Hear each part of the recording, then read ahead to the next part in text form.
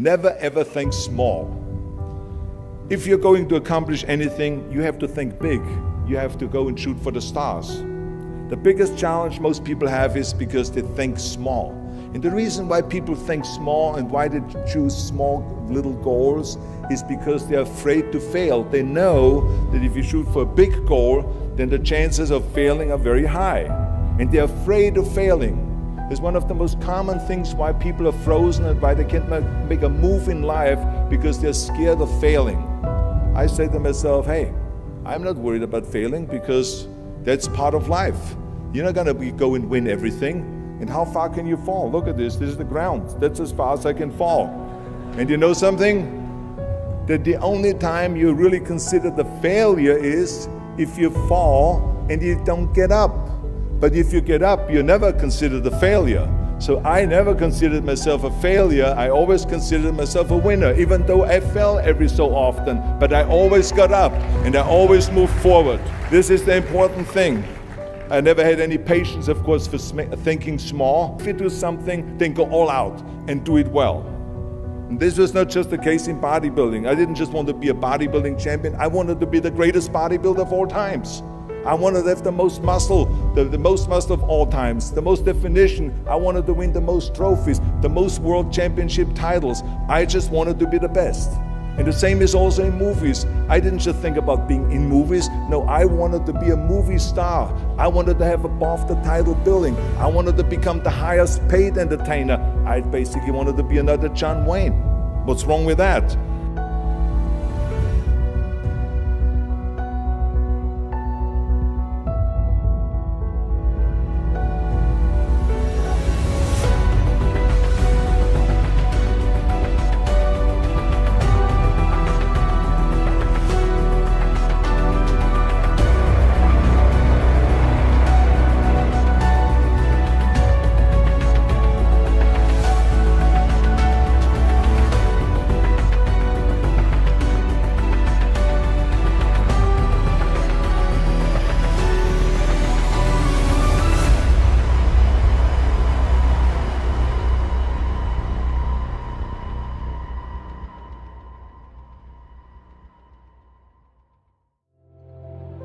Wherever I go, people ask me all the time, what is the secret to success?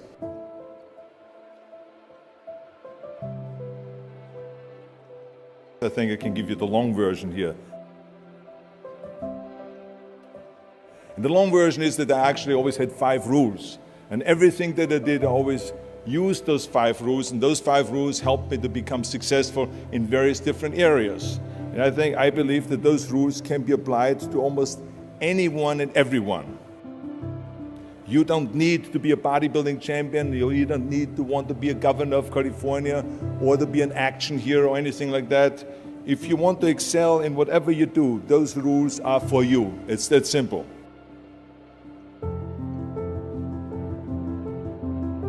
I think that we all here like to be successful and we are driven. So that's why those rules apply to you. So my first rule is find your vision and follow it. You see, I think it's the most important thing that we have a very clear vision of where we go. A goal, where do we go? Because you can have the best ship in the world. You can have the best cruise liner, but if the captain does not know where to go, that ship will drift around the world and out there at sea and will never end up anywhere. And this is exactly the way it is in real life. If you don't have a goal, if you don't have a vision, you just drift around. And you're not going to be happy. This is why it is so important to have that vision. Now, I created that vision in Austria because I grew up after the Second World War. The problem was that everyone was so depressed because they lost the war that there was alcoholism everywhere.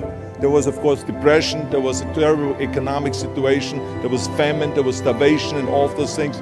And also it was kind of a little place and narrow. I felt I wanted to get out of there. I wanted to escape. And I couldn't see myself really to work there and to stay there, to work in a factory or to work on a farm, or to even to follow my father's footsteps and to become a police officer. I couldn't see that either. As a matter of fact, that's what my parents wanted me to do.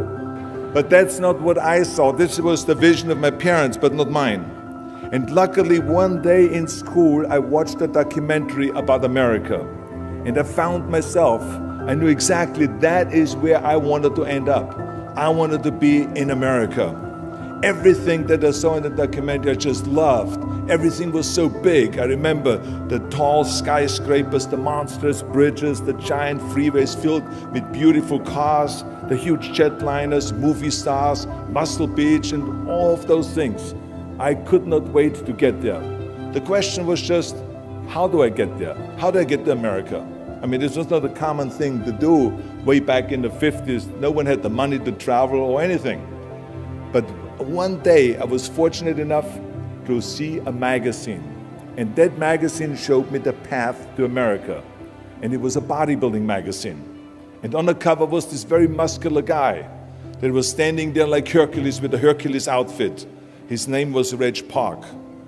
This Reg Park was on that cover, and I remember the cover said, Mr. Universe becomes Hercules star. I read the article as fast as I could, learning about how he grew up in Leeds in England, poor, and how he trained 5 hours a day, every single day, and trained and trained and trained and lifted weights, and then he finally became Mr. Great Britain. And then he became Mr. Universe. And then he won a second Mr. Universe title and a third Mr. Universe title, and then all of a sudden he landed in Rome in Cinecittà doing Hercules movies. And there he made millions of dollars, and this money he took and bought himself a gymnasium chain in South Africa, and he became a successful gymnasium owner. And as I read, I became more and more certain about my own future. As I read this story, I was so excited, so interested. I knew exactly that I wanted to become another Reg Park. I know he laid out the blueprint for my life, basically. I could see myself, I could visualize myself clearly to be a champion on that same stage where he won the Mr. Universe, and then to move to America, then get into movies, and then become rich and famous. I had that vision very clearly laid out. I was so happy that I knew exactly where I was going. From that moment on, everything that I did, no matter how hard I had to work or how much I had to struggle, it didn't matter. It was a wonderful joyride because I knew what the purpose was and I found my passion. The simple truth is, if you don't have a vision, if you don't have a goal, if you don't see your future laid out in front of you, you're just floating around without a purpose. And I think that the numbers speak for themselves. This is why so many people around the world are unhappy with their jobs. I mean, in America, 74% of the people hate their job and would like to change jobs. But think about that. That means that only a quarter of the Americans love their life's work. I mean, that is a very depressing statistic. I always smiled when I worked, no matter how hard I worked. I always had a great time, no matter what I did. It didn't matter if it was in bodybuilding, or if it was in the movies, or if it was as governor. I remember in the pumping iron days, people ask me in the gym all the time, why are you smiling all the time? Why are you so happy? You have to lift 50 tons of weights. You have to train 5 hours a day. I mean, I look at the other bodybuilders' faces and lifters' faces, and they look kind of depressing. They look sour. They're miserable that they have to lift weights. You don't look miserable, you look happy. And I tell them always, I say, I smile because I know exactly that every rep that I do, that every set that I do, every weight that I lift, I get one step closer to turning that vision of mine into reality and becoming that Mr. Universe. I could not wait to lift another 500 pounds in the squats. I could not wait to do another 1,000 sit-ups. I could not wait to do bench press and more curls until I couldn't move my arms anymore. Because I knew that every rep got me closer to standing on that stage as a champion. As a matter of fact, when I lifted weights, I didn't really feel like I was lifting weights. I felt like I was lifting a trophy over my head each time I lifted. And to have all those bodybuilders around me and thousands of people screaming. And I tell you that this vision didn't just help me in bodybuilding, it helped me with everything, like I said. I remember in the movie business, there was many times stunts that I had to do where I got hurt, where I was in pain, in agony, and had to do it over and over again. I remember one incident specifically on Conan the Barbarian. There I was crawling on all four, on rocks, over rocks and gravel, holding my sword right in front of me. And as I was crawling, the camera followed me, and it was around 30 feet the crawl on those rocks and this gravel. And eventually, after 10 takes, my elbows, my knees started bleeding and hurting. And the director came to me sheepishly and said to me, he says, "Do you mind if we do another take? I need a close-up of you." And I said to him, "No, I don't mind at all." I said, "Go and do as many takes as you want." He says, no, I don't want to do that because I know you're in pain, you're bleeding." I said, no, I don't feel any pain. I said, "The only thing I see is the finished scene."